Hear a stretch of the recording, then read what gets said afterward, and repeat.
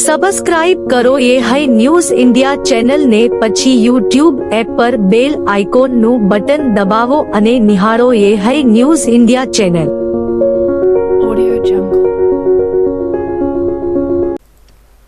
ગુજરાતમાં ફાઇનલી 10 વર્ષની તપસ્યા બાદ કોંગ્રેસે લોકસભાની ચૂંટણીમાં બનાસની બેન ગેનીબેન ઠાકોર થકી બનાસકાંઠામાં ખાતું ખોલવામાં સફળતા મેળવી છે। બનાસના બેને અગાઉ કોંગ્રેસમાં પડતી તકલીફો મુદ્દે ઘણીવાર જાહેરમાં બળાપો કાઢ્યો છે, એટલે ઘણા સમયથી બેન કંટાળીને રાજીનામું આપશે તેવી અફવાઓ અવારનવાર ઉડી હતી, પરંતુ ફાઇનલી હવે બેનના રાજીનામાની વાત સાચી પડી છે। જોકે તેનું કારણ કોંગ્રેસનો કંટાળો નહીં પણ લોકસભા ચૂંટણીમાં જીતનો શુભ અવસર છે। ગેનીબેન ઠાકોરના રાજીનામાના પગલે ગુજરાત વિધાનસભામાં કોંગ્રેસના ધારાસભ્યોની સંખ્યાબળ ઘટ્યું છે। હવે વિધાનસભામાં કોંગ્રેસના માત્ર 12 જ ધારાસભ્ય બચ્યા છે। બેનના રાજીનામા બાદ ગુજરાત કોંગ્રેસે ગાંધીનગરમાં જ બાકીના ધારાસભ્યોની એક બેઠકનું પણ આયોજન કર્યું છે, જેમાં કોંગ્રેસ આગામી રણનીતિ નક્કી કરશે। ઉલ્લેખનીય છે કે ગેનીબેનના રાજીનામાના પગલે વાવ બેઠક પર 6 મહિનામાં જ પેટા ચૂંટણી યોજાશે। આગામી રણનીતિ સાથે સાથે તમામ ધારાસભ્યો મળીને બેનનું અભિવાદન કરવા માટે પણ આ બેઠકનું આયોજન ધારાસભ્ય અને ગુજરાત કોંગ્રેસના પૂર્વ અધ્યક્ષ અમિત ચાવડા દ્વારા કરવામાં આવ્યું છે। ગુજરાત વિધાનસભાના વિસ્તારના ધારાસભ્ય પદેથી લોકસભાની ચૂંટણીમાં બનાસકાંઠાની જનતાના આશીર્વાદ મળતા બંધારણીય નિયમ પ્રમાણે કોઈ એક પદ ઉપરથી રાજીનામું આપવાનું થાય ત્યારે આજે વિધાનસભાના ધારાસભ્ય તરીકે ગુજરાત વિધાનસભાના અધ્યક્ષશ્રીને અમારા કોંગ્રેસના સૌ ધરાસભ્યો અને આગેવાનોની સાથે રાજીનામું આપ્યું છે। વિધાનસભાની જનતાનો આભાર માનું છું, એમને બીજી ટર્મ ધારાસભ્ય તરીકે મત આપીને સેવા કરવાનો મોકો આપ્યો।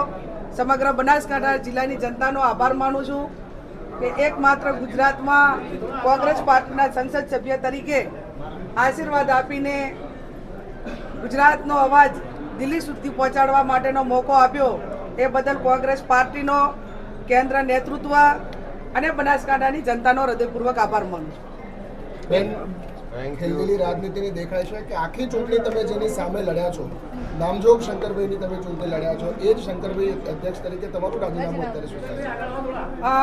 લોકશાહીના ભાગરૂપે જ્યાં સુધી ચૂંટણી હોય ત્યાં સુધી એ પોતે પોતાની વાતો પાર્ટીની વિચારધારા પ્રમાણે મૂકે, કોંગ્રેસ પાર્ટી એમની વાત મૂકે અને ચૂંટણી પત્યા પછી એ પ્રજાના પ્રતિનિધિ તરીકે સર્વપક્ષીય લોકોના હિતમાં કામ કરવાનું હોય છે અને સૌ ટીમ વિધાનસભાની હોય, સંસદની હોય, તો ગુજરાતના હિતની વાત હોય કે દેશના હિતની વાત હોય ત્યારે હવે સર્વપક્ષીય દેશ અને રાજ્યના હિતમાં એ લોકોની સુખાકારી માટે તમામ જે દેશની સમસ્યાઓ હોય કે રાજ્યની હોય એ સાથે મળીને કામ કરવા માટેના પ્રયત્નો કરશું।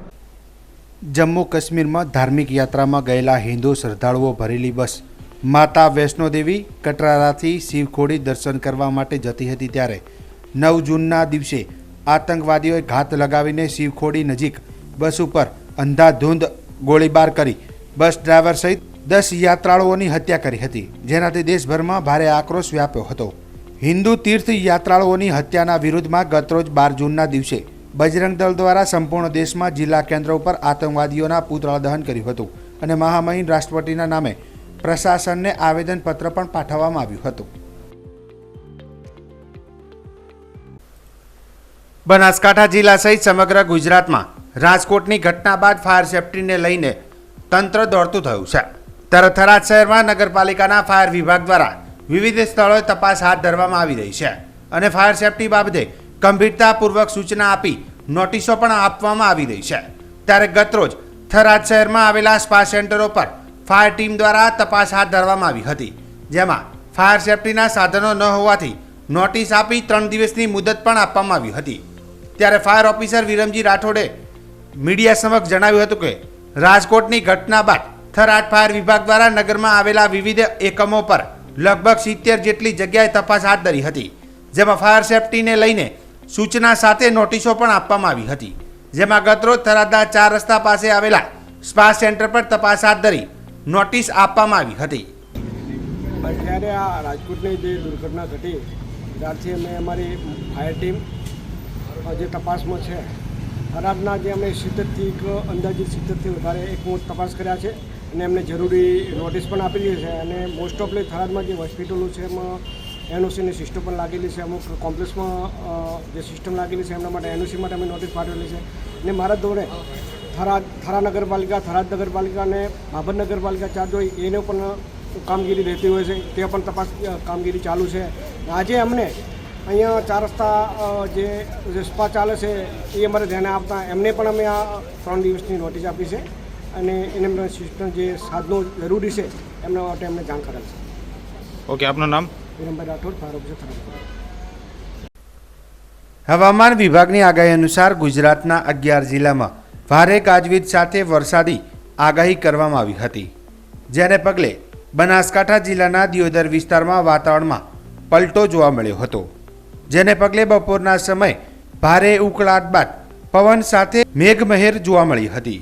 ત્યારે અચાનક વરસાદ થતાં ઉનાળો કાપણી કરેલ બાજરીમાં નુકસાનની ભીતિ સેવાઈ રહી છે.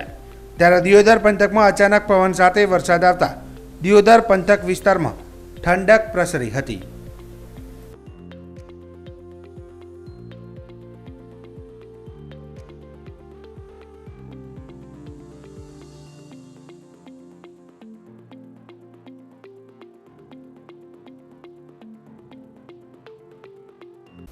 બનાસકાંઠાના સાંસદ ગેનીબેન ઠાકોર વિરુદ્ધ ફેસબુક પર વિડીયો બનાવી અભદ્ર ટિપ્પણી કરનાર સુરતના શખ્સને પોલીસે ઝડપી પાડી કાયદેસરની કાર્યવાહી હાથ ધરી છે.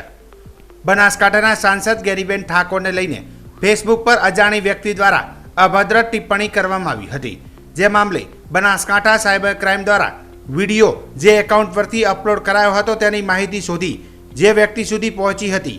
સુરતમાં રહેતા કનુભાઈ રામભાઈ ગોહિલ નામના વ્યક્તિ દ્વારા આ ટિપ્પણી કરાઈ હોવાનું સામે આવતા પોલીસે તેને ઝડપી પાડી કાયદેસરની કાર્યવાહી હાથ ધરી હતી. સબસ્ક્રાઇબ કરો એ હાઈ ન્યૂઝ ઇન્ડિયા ચેનલ ને પછી યુટ્યુબ એપ પર બેલ આઇકોન નું બટન દબાવો અને નિહાળો એ high news India channel. Audio Jungle.